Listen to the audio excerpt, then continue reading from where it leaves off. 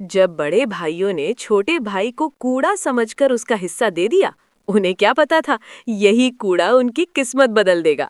एक छोटे से गांव में 3 भाई रहते थे, रघु, मोहन और श्याम। तीनों भाई अपने पिता के साथ खुशहाल जिंदगी जी रहे थे। लेकिन एक दिन पिता की मृत्यु हो जाती है। अब घर की जिम्मेदारी बड़े भाइयों पर आ जाती है। फिर रघु कहता है, देखो, मैं सबसे बड़ा हूँ, इसलिए बंटवारा मैं करूँगा।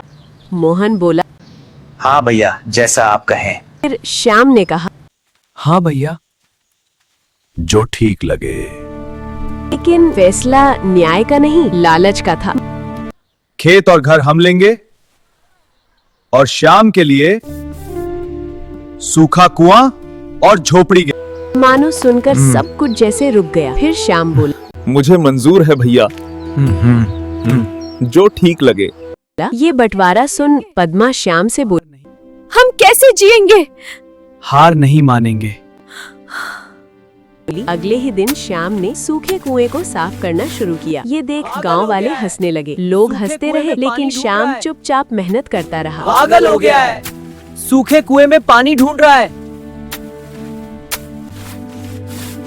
एक दिन फावड़ा किसी चीज से टकराता है। थक श्याम रुक जाता है, धीरे धीरे मिट्टी हटाता है और सामने आता है एक पुराना संदूक। वो जैसे ही बक्से को खोलता है, अंदर सोने के सिक्के और गहने। श्याम और उसकी पत्नी खुशी से रो पड़ते हैं। कुछ ही महीनों में दोनों अपने सपनों का घर बनवाते हैं और उन्हीं रुपयों से जमीन और खेत खरीदते हैं। गाँव वाले बड़े खुश होते हैं। पूरे गाँव में उसकी इज्जत बढ़ जाती है। उधर रघु और मोहन के खेत सूख जाते हैं और कर्ज बढ़ जाता है। सब खत्म हो गया, हम बर्बाद हो गए भैया, अब हम क्या करेंगे? दोनों बड़े भाई श्याम के घर आते हैं। श्याम मेरे भाई, हमसे गलती हो गई।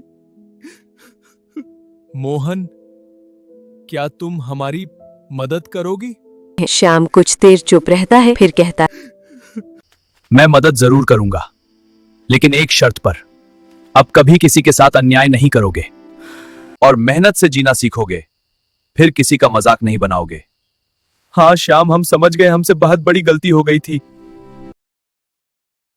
श्याम ने अपने भाइयों को माफ कर दिया और उन्हें फिर से खड़ा होने का मौका दिया, क्योंकि असली ताकत बदले में नहीं बल्कि माफ करने में होती है।